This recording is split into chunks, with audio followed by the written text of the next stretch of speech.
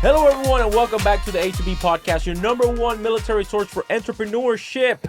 Let's go. We are back today with part 2 of our podcast with Luis Peralta. Now we're going to be getting into some spicy stories from the MV22s, okay? And again, there's going to be no comments made based on everything that's going on right now. As you guys know, a couple of weeks, I think it was like a week ago, right, already? Yeah, like last week. Last week, unfortunately, an MV22 went down in Japan, and some service members lost their lives. Okay, and our hearts go out to the military service members and their families that have to go through that. So we won't go too much into the details as to so obviously he's still in active duty, so we don't want to compromise his active duty service. On him giving opinions on things that he cannot give opinions on. However, it's a reminder that what Marines do, even in training, is dangerous. oh yeah, 100%. And one of the things that he can talk about is about his personal experiences. If you guys go to the previous podcast in part 1, we were talking about his recruiting duty time and all the things that went on when he was on recruiting duty, and then we left off whenever he was coming back from recruiting duty. As far as I understand it, he went after he came back from recruiting. He went to a C-130 squadron for a year. Nothing really much happened during that time frame, but then he went to an MV22 squadron 362 down in Miramar. Shout out to Ugly Angels. to What's up? We out here. Let's go. What are they called? The Ugly Angels. Oh, okay. The Ugly I thought Angels. you said something else, but okay. Okay, so the Ugly Angels. Shout out to the Ugly Angels out there. So Luis, as far as I understand it, my last day in the Marine Corps, Yes, you were coming back from deployment. that's I correct. went to your homecoming. Yep. I was picking on my DD 214. I picked on my DD 214 and I drove straight down to Miramar because my dude was arriving from deployment. That was beautiful, by the way. Thank you. So they did a flyby. They did a flyby with like the entire air squadron that was out there on the deployment. Yeah. And then they did a flyby, and then they all landed, and then they did a formation. It was very beautiful. I got some pictures of it on my TikTok and my Instagram. Now, are there any stories from that deployment that you could share with us? Well, so this deployment, this is with the 13th MU. We went to the Westpac, right? So this is actually the first MU after the whole COVID thing, where they couldn't get off at any ports. I was very happy to get off at these ports. We got to hit a lot of countries. We wore our masks for like the first 3 weeks, but then they determined we didn't need to wear masks anymore. So we did the normal stop at Hawaii, go to Guam, and then continue to the next countries. Amazing experience. As far as the ports go, right? Was able to travel to, Singapore, Thailand, Philippines, Korea, Japan, and it was great. But the ship life, hey, maybe not so great. I was on that boat for 7 months. Oh, damn. So yeah, But he emphasizes them. 7 full months. We almost got extended for that storm that happened in Guam. So we almost got extended a couple more months to go. Does that make help you with feel that. like glad that you didn't join the Navy? Oh, 100%, man. I did. My hats off to them floats. because I did two Westpacs in my career, and I remember thinking the same. Like, I'm These all- people do this. I'm all set. yeah. So this deployment was Westpac. So I was under a VMM 362. We were reinforced with 2 other squadrons, HMLA squadron, which is the Hueys and Cobras, You're damn right. and the 53 squadron, which were on 2 different ships. One was a JPM, the other the Anchorage, but the V22s were on my ship, the Macon Island, aka Baby Macon Island. Let's go. Wow, baby. Yeah. Baby, oh. We got to hear that story. Oh, we got to hear that one. Yeah. Too many, yeah. What So- you say in the last the one podcast? I'm pretty sure the Marine Corps, the baby making ratio is still nice and high. Yeah, Oh, I know. Thanks to the Macon Island. Thanks to the baby A lot making of inter island. service. But now, is that a big deck ship? Is that like an LHD? Yeah. It's That's an the biggest LHD. one. Yeah, so we had we compacted 10 V22s and 10 F-35s on that thing. So Yeah. if I'm not mistaken, that was the first time they attempted to put that many aircraft. Yeah, on so if the you guys LHD. aren't aware, and that class of ship, it looks like a carrier. It's like a smaller carrier. It's got a large flight deck on there, but it's not like, anyways, go ahead. Yeah. So So what did your your day-to-day consist of on deployment? So I was still the same MOS, right? I came back after recruiting. I was still the same MOS as aviation operations. But actually, before we ended up deploying, I was like, how do I make it worth my while? While I'm here at the V22 unit, I'm already a prior flyer, so like, let me at least get some flights in. It'll give me an excuse to get off the boat more than the average person. So as soon as I showed up to the squadron, I didn't have much time to pretty much during the workups and whatnot to get my like swim qual refresh, all that and whatnot. What type of swim call do you need in order for you to fly? So it depends on the platform of aircraft. So for the helicopters, I believe it's a class 3, which it's slightly different from the other classes, depending on if it's fixed wing or whatnot. But essentially for the helicopter side, it's you wear your full vest, your helmet, gloves, flight suit, boots, and you're doing all the swim stuff. Okay. Similar to like the UET, the underwater egress. Yeah. The helo dunker. Correct. Hab D. Yeah. We do it, but we flip over and we have to get out multiple times, whatnot, Gotcha. from different seats. So Okay. with all the gear, which is That's a lot different. considered buoyant, but It's it not. what the drags you. fuck Yeah. ever. Yeah. The vest is strapped around your legs. Yeah. What rank are you at this time? I'm a staff sergeant, so I got promoted to staff sergeant at on recruiting. So I came back and I was still a staff sergeant at VMM 362 while deploying as SMU. So I was the ops chief for the ACE side. So like I said, the ports were super fun, super cool. What happens to those countries, man, it's crazy. But the boat, like I said, it kind of sucked. The food, What was your favorite country out of the ones that you hit? man. I say Thailand. Thailand was pretty wild. I knew it, too. Thailand. You was- knew. We all knew. Hey, if you've been to Thailand, man, you're a different person. You come back a different person. Yeah, you sure do. Thailand was. But hopefully for the right reasons. Yeah, Philippines was pretty crazy. Albert. Albert, Hey, listen, yo. listen. Albert. I'm gonna tell you why. I'm gonna tell you why. Tell us, please. We are ready to I'm gonna listen. tell you now. that. So I had a buddy of mine. He went to Thailand, and then we all went to Thailand, but he was a very outgoing guy. Yeah. Like he was always like, hey man, like he was always fucking around with people.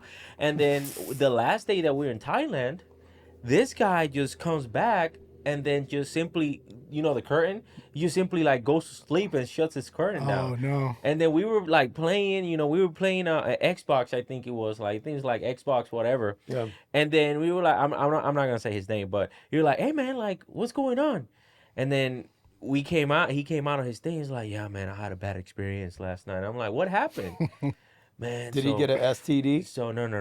So it's way worse than getting an STD. Stop it, Albert. Oh yeah, 100%. So it's like, That's pretty yeah, active. man. So I was there. I was digging this chick, and then she was digging me, and then she started dancing on me, and then when I go to reach down, to touch a little Reach bit, down to reach down there right where there. are we you know what going I'm saying? down? And it's like he paused, and he was like, "It was a dude, man, and he had a dick," and I'm like, ah! We all started laughing. Lady boys. We all started. Hey, listen, there's a lot if you of go to lady boys over Thailand, you there. gotta be careful with them lady boys. Yeah. You gotta be careful Hey, with them lady boys. Hey, apples. People are into that. So But they hey, get more rid of power the to them. Adam's apple now too, though, Yeah, right? true. They got makeup. This They is got back all like I'll types tell of- you 2000. what. I'll tell you what. My buddy Rodney said when we were going to Thailand, and it was, if they're hot, it's a guy. That's literally. No. I'm not even kidding. That's what he They said. put You way know. too much. You can kind of tell they put a lot more makeup. Yeah. Their body's probably done a little bit different. Like it just doesn't look natural. I don't know. Yeah. Some people either But they you're couldn't married, tell. so it doesn't even. Exactly, it don't matter. You didn't see any of them. I didn't see nothing. Yeah. You were blind. You're like, oh my gosh, I didn't know any He of went you to the were here. Thailandese church when he was in Yeah. Thailand. So anyway, I actually did. I It's actually did go to shrinks. temple. Yeah, he Oh actually my did. God. Let's see. Yeah. Anyways, this fool, I let's prayed. get- So now, whenever it comes to flying, do you fly a lot? Like, do you guys go out a lot? Yeah, so we got to fly pretty much in all these countries. I got to fly, in the very cold in South Korea. I got to fly in the Philippines. We stood there for 2 weeks supporting Balakatan. So, it's just periodically to do training or just, we're just flying around the water, different boats. I got to do a cool flight. I picked up the what is it? The chief of naval operations of the South Korea. We picked him up at a mountain somewhere in South Korea. I took him landed on a Korean naval ship.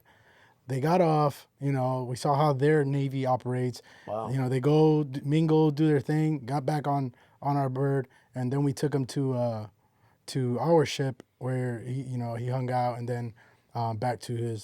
Was it an officer? It was I'm pretty sure he's the chief of naval, the highest. Probably. Yeah, he was. Yeah. He was in a suit, but the dude was. Oh, okay. He gave me a coin and it said chief of naval operations. So I'm assuming it's Oh, like. nice. Well, but South Korea is probably like a PFC. Could Did you you that's guys cool. ever fly over North Korea? Like, what's up, world? Oh, Yeah, I'm nah. pretty sure that happens. Something's If I'm not going on. mistaken, I think when we were out there, they were shooting into the water and yeah. whatnot. so See, we I had to mean, stand down. Trump don't care. Trump will just roll right up. Yeah. So okay, so you did that deployment. You flew quite a bit. You got back from deployment, and then all this thing started to happen, man. Like I don't know why. There's been so many MV22 incidents over this past few months. We had one a couple of weeks ago. Yep. Where it was Marines, and then we had one in Japan, and then the military in general decided to simply ground the Ospreys. Wow. Did you ever encounter a situation? Hold on. What does that mean when you say ground them? When ground them means that they're not flying. Means that they cannot. So there's no Osprey missions. right now. So yeah. So what happens? I got two questions for you. The first one is, what happens? Because obviously missions still have to go. Like training still has to happen. So those missions get diverted to what? I mean, I'm guessing simulators because they can't. Like right now, there's probably V22s on debts in different bases, and they can't even leave because. Well, okay, but are you're talking about like real world training and Yeah, I'm and talking about missions, like, let's say if you want like to our get special operations. Yeah. Our Cobras and Huey's going to do. Yeah, Yes. exactly. So, to my knowledge, the V22 is not moving at all. The pilots, obviously, their currency is still ticking. But like you're saying, like, do the other platforms take over those missions? Yeah. I'm assuming so, depending on what the mission is, like what they're able to support, and everyone will adjust, accordingly to what they can do and their capabilities. But to the best of my knowledge, yeah. And then as far as the pilots and the crew, the air crew, qualifications wise, it's just like Well, a lot of them, they go through like certain periods, like 30 days, 60 days, 90 days that they need to fly certain things. And, a lot of times that will expire and whatnot. So, that could have an effect on that. But there are some flights they can do in the simulator, which I'm on leave this week. So this is the first week that it was actually grounded. So I'm not sure if they already started the simulating flighting or not. But besides that. Because that does count as their hours, right? Oh, no, it's different. It's different, yeah. Is there a projected time to lift this? What's the purpose? What I Are seen we last trying to- year- And if you can't talk about it, it's okay. Sure. I I'm get just it. speaking facts. Last year, I believe the CV V22 they got grounded for 2.5 weeks. I think it was in 2022 that I saw. I did a little bit of research and saw that, but that's at that moment like nobody really knows. It could be that you can use that as a reference or. Yeah. Who knows? Now, what has been your experience? Have you had any close encounters with the MV22s?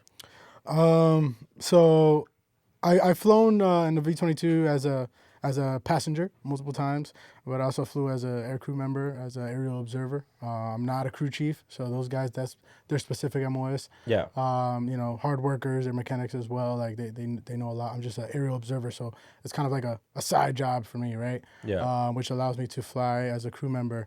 I've had a couple, kind of, sketchy experiences.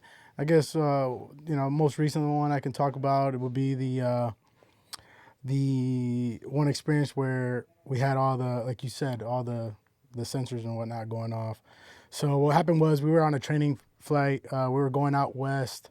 Going out east over the mountains towards the desert area.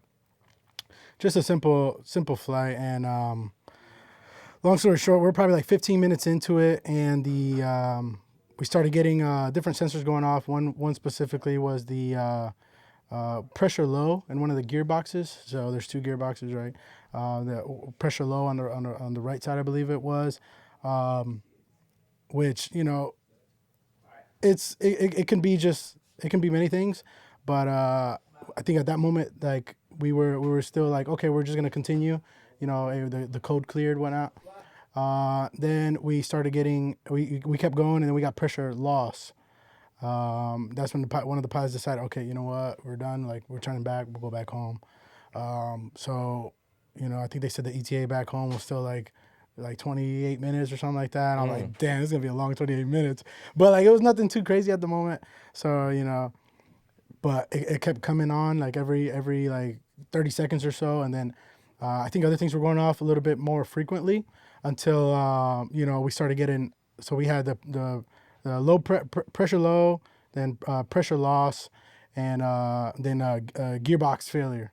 So that's the loud one, the last one that you want to hear, I guess before something catastrophic happens.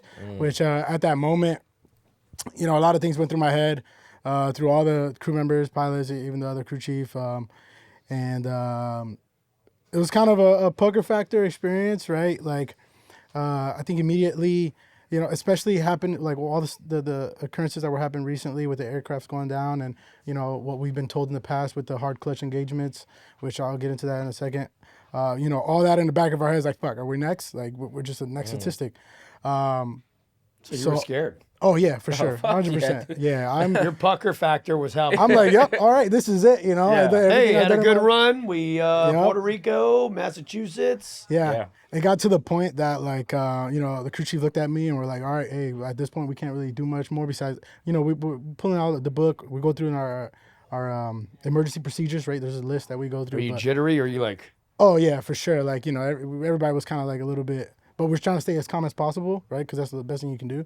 But we looked at each other. All right, we're gonna strap down, because usually in an emergency situation, if you're going down, you're gonna get off your gunner's belt, right? You know how we freely walk, and then we sit down and we put our seatbelt, take the gunner's belt off.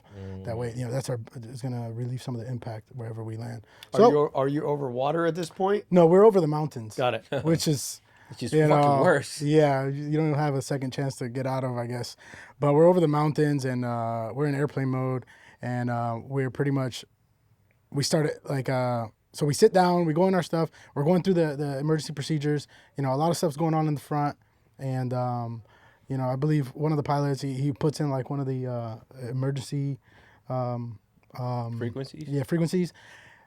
They pick it up. They ask, "Hey, are you guys having an emergency?" I think one of the pilots says no or whatnot, and then they're like, "All right, well, there's an airfield, about 5 miles to the west, and we were ready to put it down right there. Like everybody was agreeing, like we're gonna put it down where we're at right now because we're not trying to fall out the sky."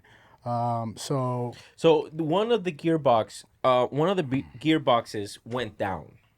So I didn't go down because it was still moving, but the sensors were saying it was gearbox failure, which essentially, I guess if, like a check engine light in a The car. gearbox is basically what transfers power from the engine to the actual rotor. Correct, yes. So like what's been happening with Like a transmission.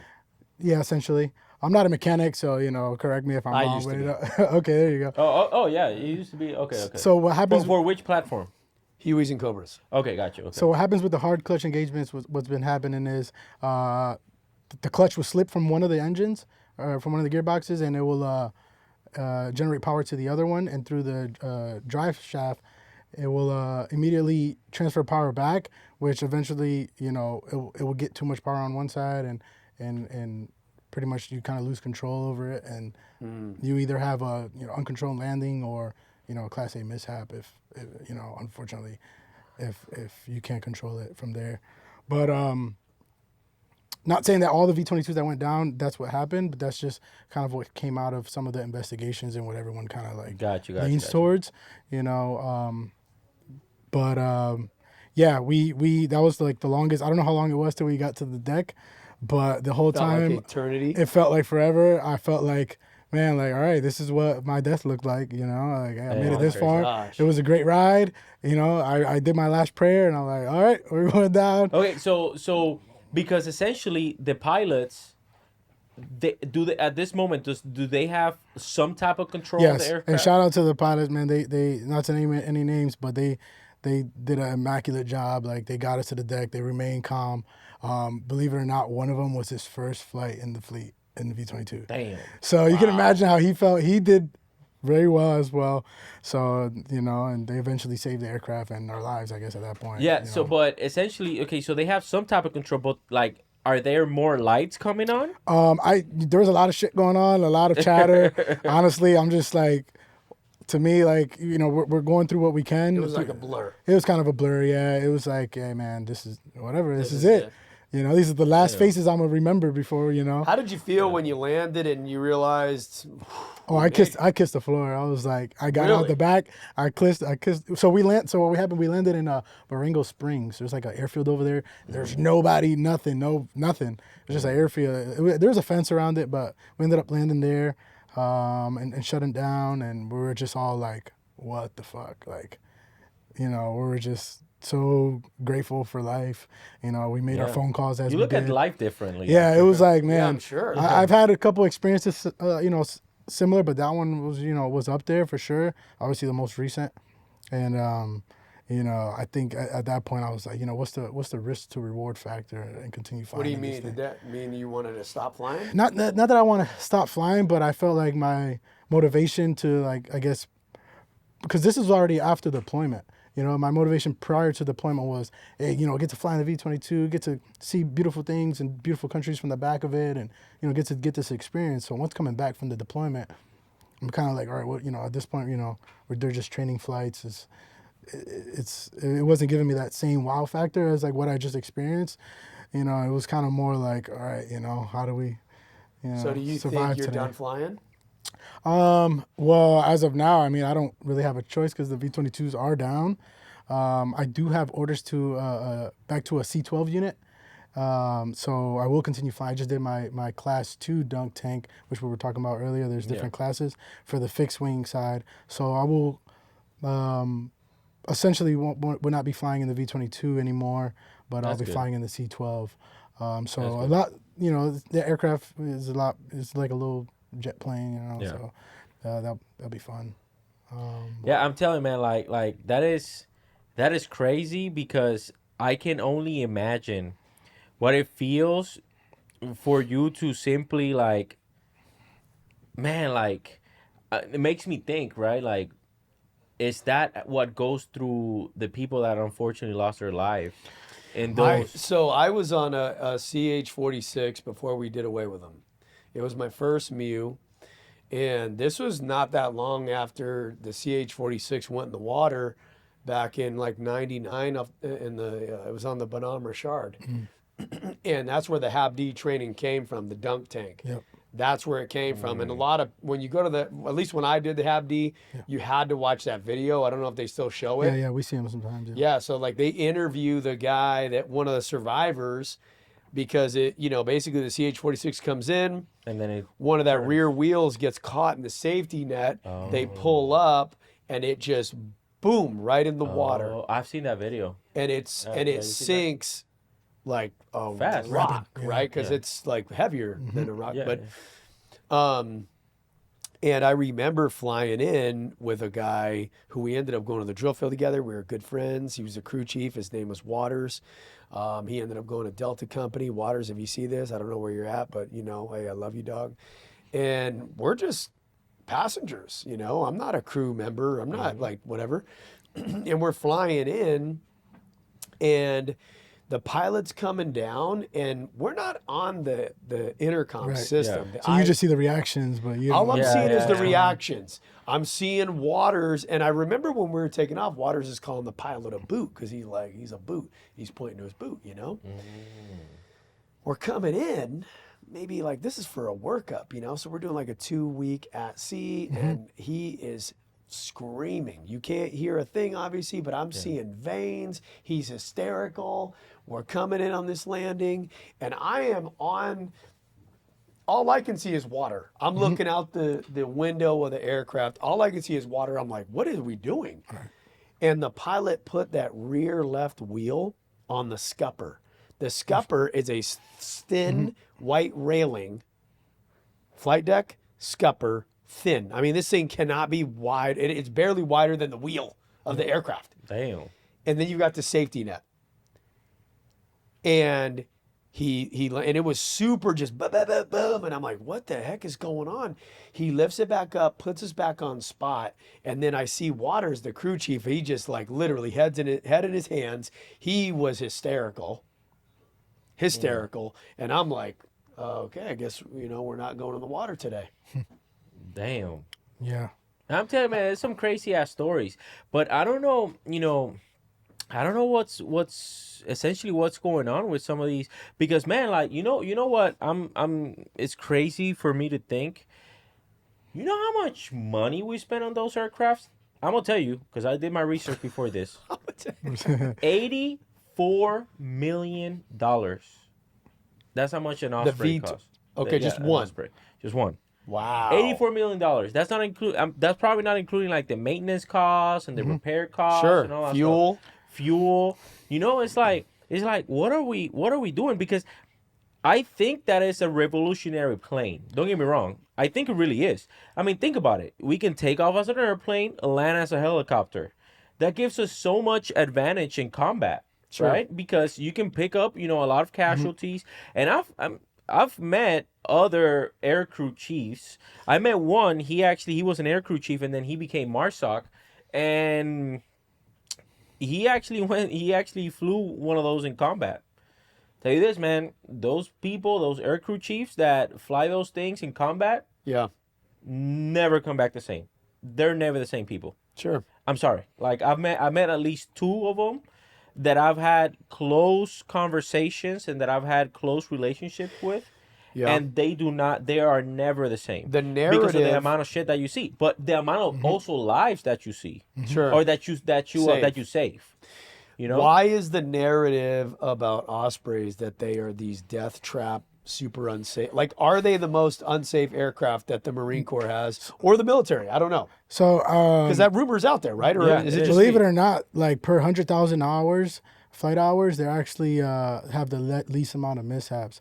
I believe, so they're considered the safest, if not one of the safest, which sounds crazy, but I think where it comes to light is where I think we're started to come into like the early 2000s, right? And the time of technology and media, and like when they were going down, whether it was training or whatnot, or testing, there were many lives on those aircraft, which, obviously media, they'll be able to talk about it. But it's the same thing with the AAVs, though.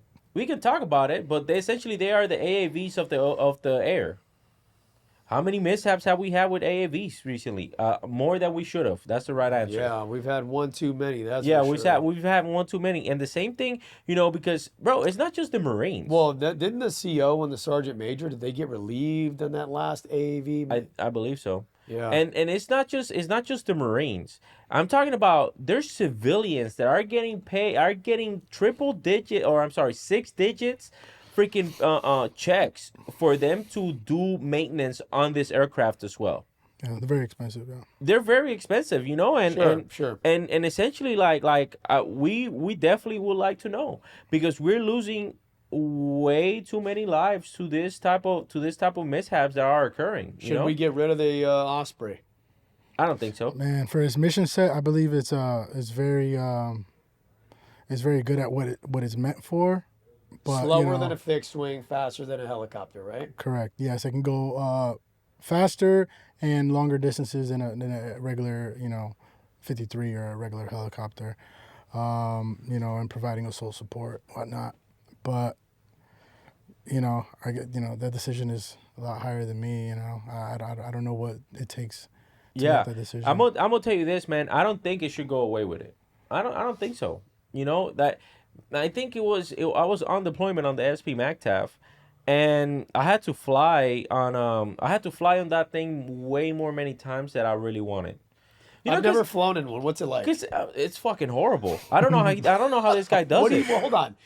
Why do you say? Because I've flown. I mean, I only flew in country though. So I don't know how it Huey? is. I don't know how it is to go on a joyride around Yeah. San Diego. Well, like like this guy got some freaking badass pictures, by the way. Man, Yeah. you should post them. Hey, go follow Luis on Instagram, okay? Because he got some badass pictures of like San Diego and like the back. So like the joyrides, I'm guessing they're enjoyable. Well, because like a Huey and like a 46, I know the 46s are gone. Very bumpy, very rocky. A 53, dude. you literally don't even know you've taken off. You look back and you're like, well, whoa, let me tell you the story. Let Let me tell you the story that I had on this freaking thing. So I was going from Kuwait to Saudi Arabia. Yeah. And I flew on the C-130s. Those were the best ones. But I also had to take 3 rides on a V22, on an MV-22. Man, that shit freaking sucks. You're going like up and down, up and down, up and down, up and down, and then it wasn't just the up and down. We're in country. Is this true or is this I turbulence? mean, it could be turbulence. Most likely, you're probably in airplane mode. Are they and just playing flying tricks through I on don't them? fucking know what it was, but I'm gonna tell you this: it fucking in sucked. airplane mode. I mean, if you have the notion of like, damn, I'm in a helicopter, but it's doing things that a helicopter doesn't, it's because it's probably in airplane mode. And Well, maybe the transitions. I'm gonna tell you the up and down shit. Like it was okay. The part that sucks was that Yemen was throwing rockets. Nice. And then when Yemen was throwing rockets, obviously, they go over Because the hooks. they didn't like you guys. I don't know. No, I don't think they were directed at us. Like Yemen has its own thing that they had going on with like the rest of the world, right? So, but they were still rockets, right? And you don't know the direction of where the rocket is going. So, dude, like midair, this fucking people just simply stop the aircraft. And they fucking go, they turn around, and then they turn their asses back around. We were already halfway there. We were like an hour and a half into the fucking flight. And we had to turn back to go back to Kuwait because of the rocket, so it was unsafe. And it's not like what happened to him, that you can just go, what's the nearest place that we can land? You know what I'm saying? Like you're in freaking the middle of freaking nowhere. I'm not saying hostile territory necessarily, but you're in the middle of fucking Apparently nowhere. hostile enough. Yeah, hostile enough, and I was like, man, this shit fucking sucks. And you know what? That was bad. But the part that sucked the most was having to stay in the freaking airport all that time until the shit passed, and then we can take off again. That is horrible, man. And then you got all your shit, you got all your combat load, you got all that shit. I'm telling you, man, it wasn't a fun time. And then the C-130s were always fun. So I was lucky enough and I was fortunate enough in order for me to be able to fly really all around the Middle East independently, not as part of any unit, like literally with my job, because I was in charge of all the distribution of cargo for the entire SP MACTAF.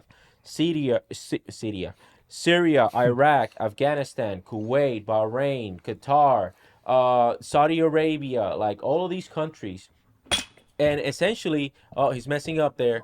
So essentially, what ended up happening was, I could, me as a distribution chief, if the CEO had a priority for cargo to go to X location, you would go with it. All I would do was like, hey, where's the air cell at? Yeah. Air cell, they will let me know the flight schedule for each of the flights that could arrive or had missions to that country. And I can be like, okay, I need this package there, and I need X Marine or myself. I allowed my Marines to do shit as well, not like the shitbag fucking gunny that took this guy's freaking deployment. So I was like, nah, listen, I need X amount of equipment to go here because this is the CEO priority. And then, yeah, man, I can just hop on. For the Afghanistan NEO, what happened in Afghanistan, I was actually NEO for those that don't know. Yeah, for non-combatant evacuation operations. That's what it stands for. So, essentially, what ended up happening was I was one of the only ones from the SP MACTAF that was sent there to receive the refugees into Qatar. Because the way that they were flying, man, and I feel so sorry, man. We talk about 13 service members that died during the Kabul explosion, the Abbey Gate explosion, and it was fucked up. But I'm gonna tell you this, man. We don't even begin to count the amount of Afghanis that lost their life.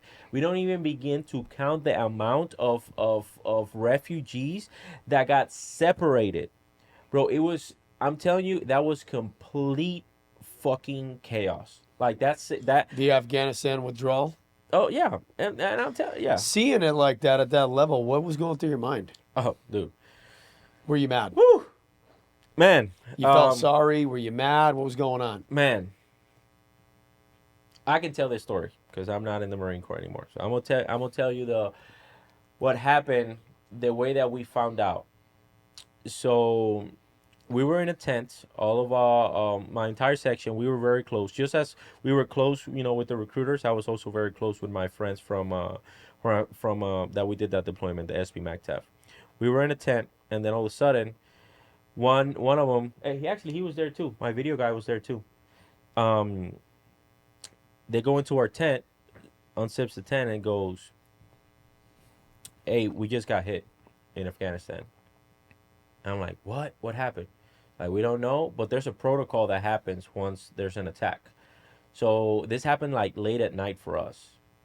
Well, we came to find out like late at night that same day, even though I think that happened like in the early afternoon, right? So we came to find out, it's like, yeah, there was an attack, and we don't know what's gonna happen. We don't know if we're going in. We don't know what the hell's gonna happen. Yeah, so you're So you're on alert. But we're fucking ready.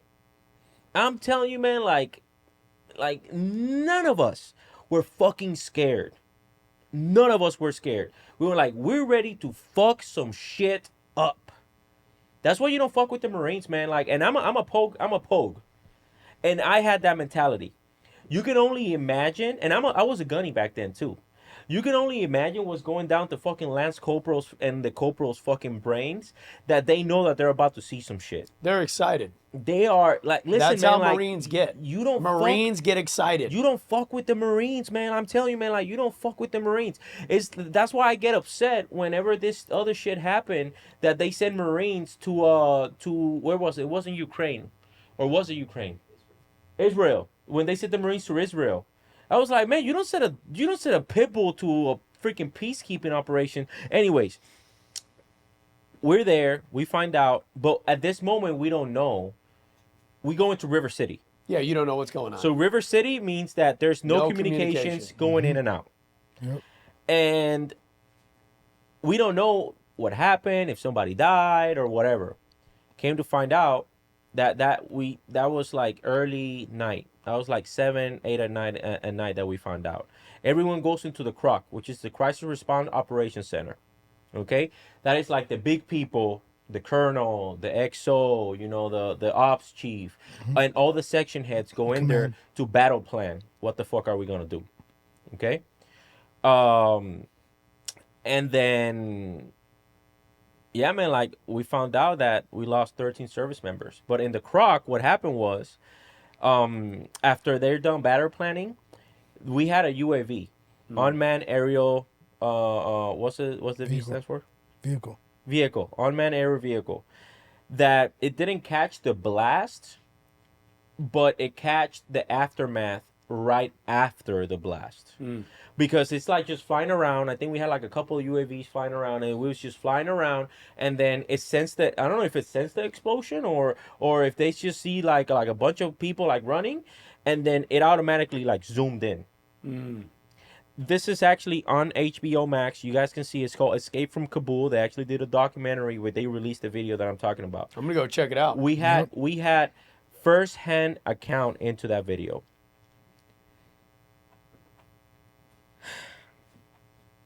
I'm sorry.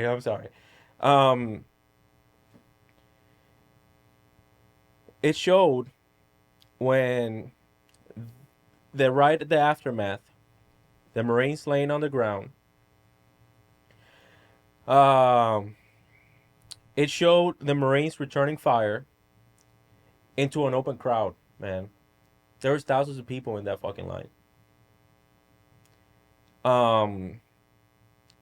It also shows the Marines dragging the bodies of the ones that got hit. And it shows them doing the, trying to bring him back to life. Life-saving steps on the life-saving steps on them. Wounded comrades. Well, bro, you're in combat, man. There's still people shooting at you. You can tell when they tell him like just leave him,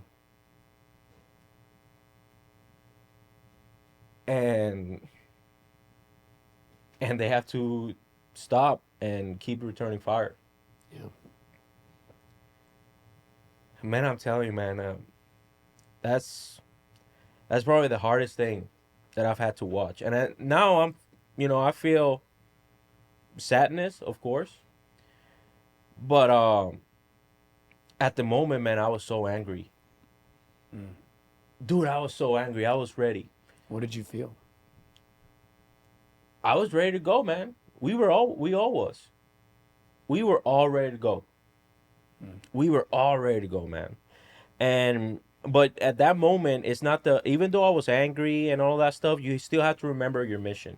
Luckily, as a lance corporal, as a corporal, like you're angry, you want to go. All of my lance corporals and corporals, and sergeants even, they dude, they didn't give a fuck about their job. We had to bring him in. Like they were like, I'll volunteer as tribute to fucking go.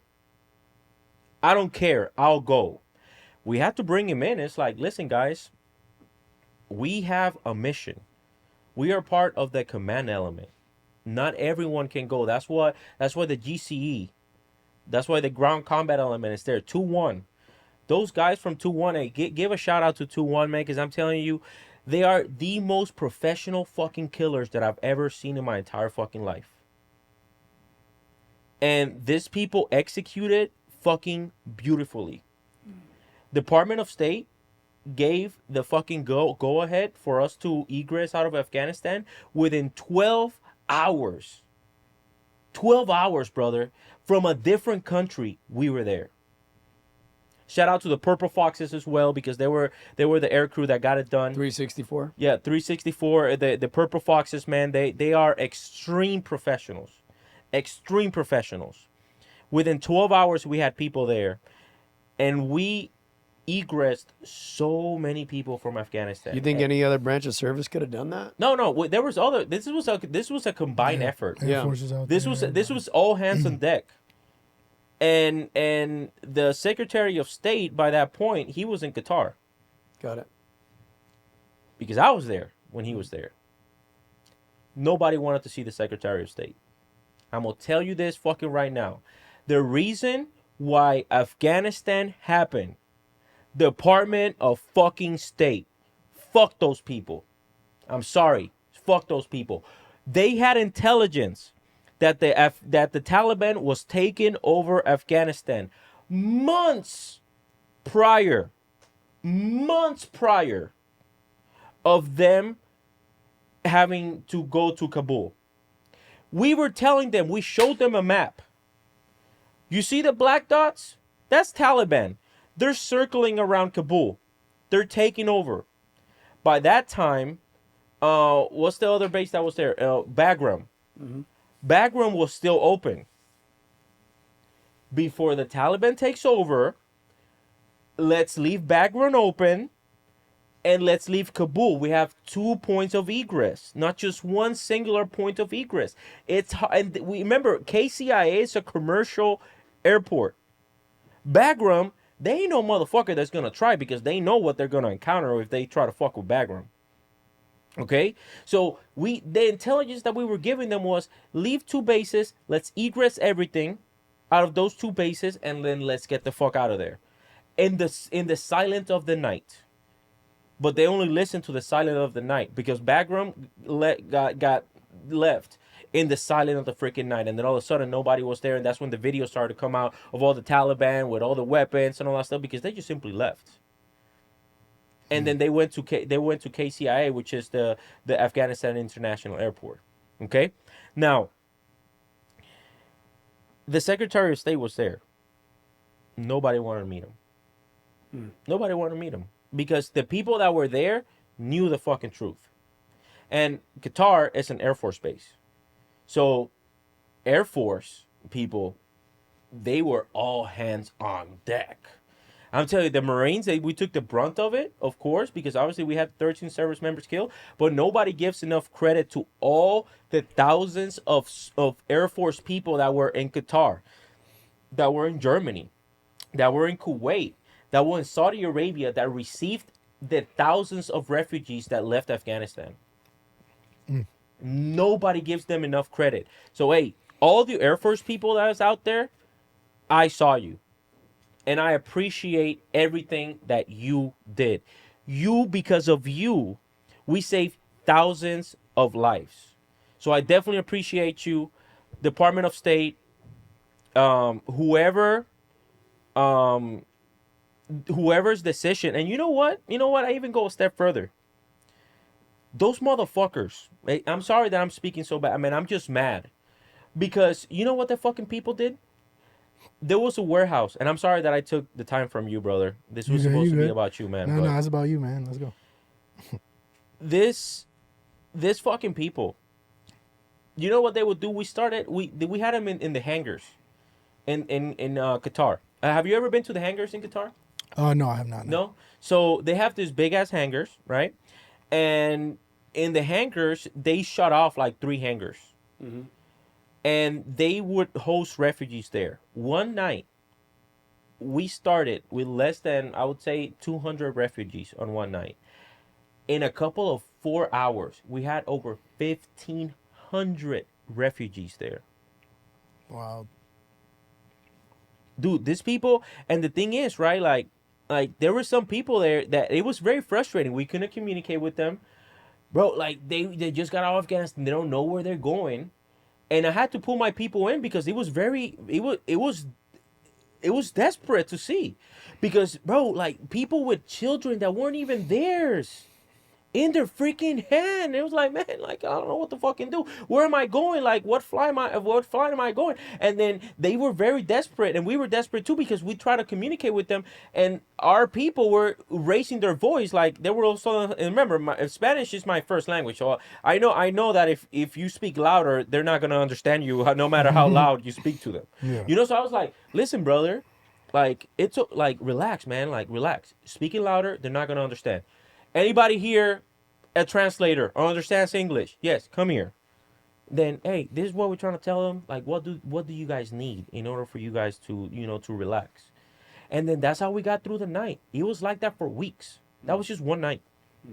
It was like that for weeks on end. Like, you felt that you wouldn't see the night end. Crazy. Like that is extremely, and guess what? Not to give away to the fucking Department of State, fuck those dudes. You know what they would do? They would come out and it's like, oh, can we help you with anything? It's like, man, just get the fuck away. And then the only thing that they would do was for the high visibility people they would pick him out of the crowd. This person, give him a badge. He's going to the United States. Yep. That's how democracy in this fucking bullshit ass fucking place works. That's how they actually fucking pick people. Man, I've never spoken about this because I don't think I've found a right time for me to speak about this. But I think it's fucking time that the world knows the fucking truth. Because it wasn't a military. It wasn't the military that fucked absolutely anything up. We performed and we outperformed how we were supposed to do. Whenever you do a QRF, quick reaction force, there are certain timelines that you have to meet in order for you to be, like, whenever you go, let's say for example 16th MEU, right? I'm sorry, 13th MEU. For the 13th MEU, in order for you to be 13th MEU SOC, special operations capable, you have to meet specific timelines and you have to meet specific things in order for you to do. Dude, we killed those fucking timelines. And you know why? Colonel, I've given him shout outs before. Give him another fucking shout out. Colonel Lang. He should be the next General Mattis. Hands down. He should be the next Commandant of the Marine Corps. He single-handedly is the leader that got us through that fucking moment. You know why? As soon as he knew that the 13 service members died, he didn't pass the bitch-ass message, oh, tell your section heads to tell the Marines that everything is going to be okay. He got the entire SP MACTAF together. If y'all going to hear it, y'all going to hear it from me. Their lives are on me. He assumed full responsibility for those Marines' lives. You know how fucking badass of a leader do you have to be in order for you to do something like that? That's leadership. That is true raw fucking leadership.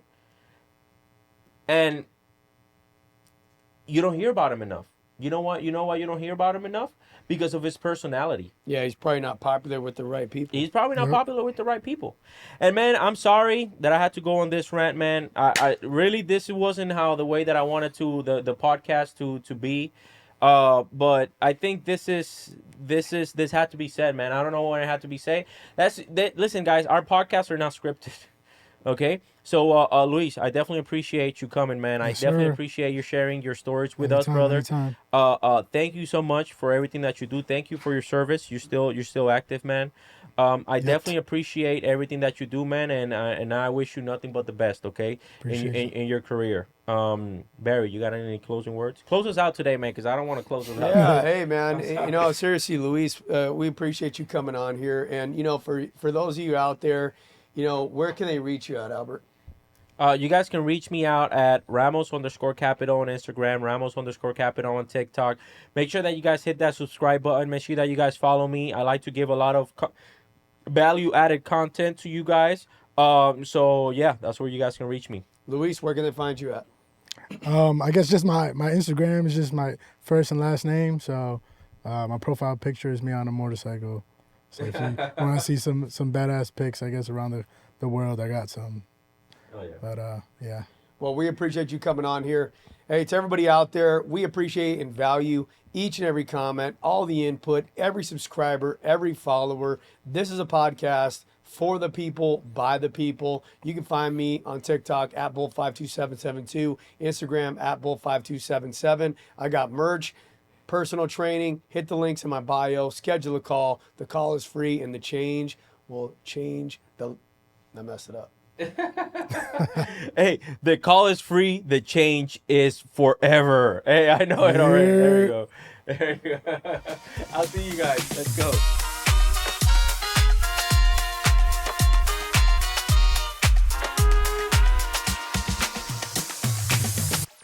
Welcome to the